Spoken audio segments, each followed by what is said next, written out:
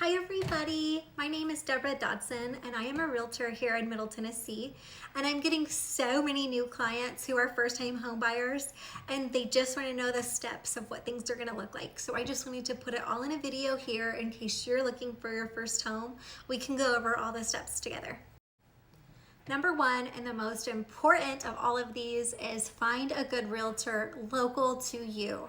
Ask your neighbors, ask your friends, ask anyone that you can, go online, do your research, and then interview 2 or 3 different realtors, and then pick the one who you're most comfortable with, who can answer the most questions, and who charges you the least amount of fees. So by fees, of course they're gonna get commission. Of course I go to work to get paid. But like if I am using a transaction coordinator, I am paying for that transaction coordinator out of my commission. I'm not charging you because I have someone to make my life easier for me, and you shouldn't either. So if they're gonna have you pay transaction coordinator fees, you should cut them. Number 2, you're gonna find a lender and see what you're qualified for. Like I said with the realtor, you're gonna interview a couple. You're also gonna do the same for lenders too. A lot of people want to use their big bank or their credit union, which is fine, but if you use someone local, they answer the phone during the weekend, during the holidays, after 5 o'clock. It's easier to contact them and for me to be one-on-one with them. That's why I recommend you using a local lender, but everyone's different. Use who you're comfortable with. Number 3, you're going to get pre-qualified. You're gonna see what you can afford on this new house. And I would always tell you to not go at the max budget. Try to stay lower than your max budget so you're careful and you don't wanna be house poor. After you have a budget that you're comfortable with and you're ready, we're gonna go house shopping together and it's gonna be so much fun. We're gonna love it. If you're local to the area and you have time, I always try to do between 4 and 8 houses a day. Anything more than 8 houses is crazy and you're frustrated and you're miserable and all the houses kind of turn into one. But sometimes we have to, because sometimes you're from out of town or something and you only have a couple days here. But ideally between 4 and 8 houses a day is what we would see, and I would get feedback from you, what you like, what you don't like, and we would keep doing it again until you find a house that you really like. Number 5, after you find a house that you really like, we're gonna make a phone call. It's gonna be me, you, and the lender that you choose.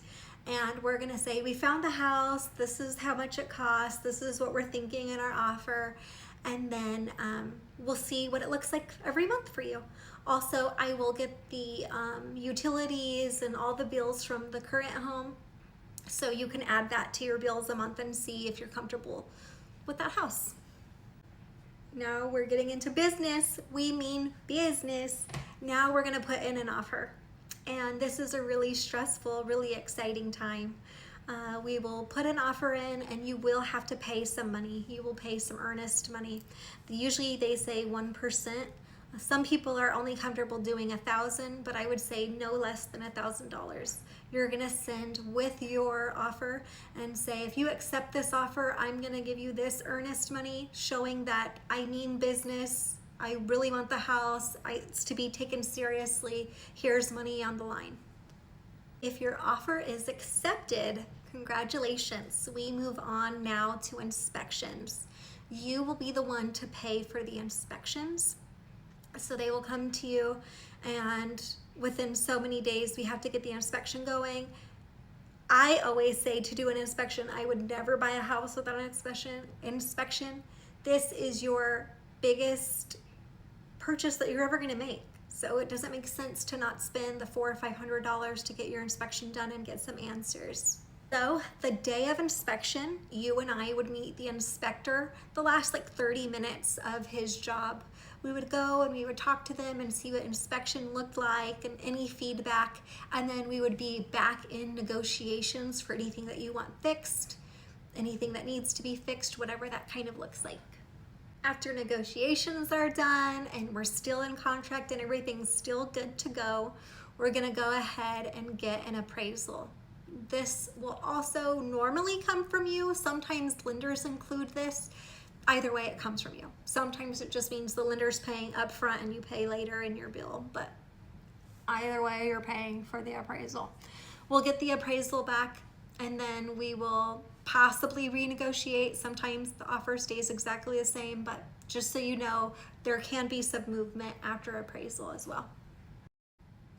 As long as everything's good with appraisal and we're good to go, we're just gonna keep trucking along through. And usually offers are about 30 days long. I always suggest that we never close on a Monday or a Friday. I always try to do it on Tuesday or Wednesday, which I know like kind of messes up your time frame from moving. But honestly, it makes things a lot easier in the realm of getting your offer done and signed. And the last thing you want to do is be stuck in between your home and moving and the people moving out and people moving in, and it's a really big expensive headache. So I always just try to opt for postponing it a little bit longer, just so we can close on a Tuesday, Wednesday, or Thursday.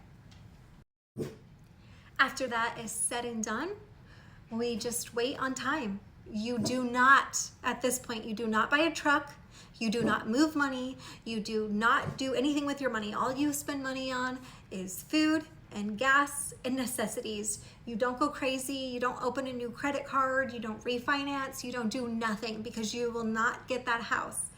And if you do get that house, it's gonna cost you a lot more money to get that house than it did 2 days ago. Anything that you do with your money once you're in contract is a big no-no, and it's gonna hurt you really deeply. So please don't mess with your money. And now it is closing day. Now you and I get ready and we go to the title office, we meet, we sign all the final paperwork, and I give you the keys to your new home. It usually does cost earnest money, some closing costs, which I try to negotiate as best as I can, an inspection and appraisal. I wanted to mix those words together. But it does cost some money up front. Sometimes I can work on things as best as I can to get it as cheaply as I can. Also, new build houses right now are much cheaper than getting in a pre-built house. So just things to take into consideration. And as always, if you're in Middle Tennessee and you're looking for a house, call me.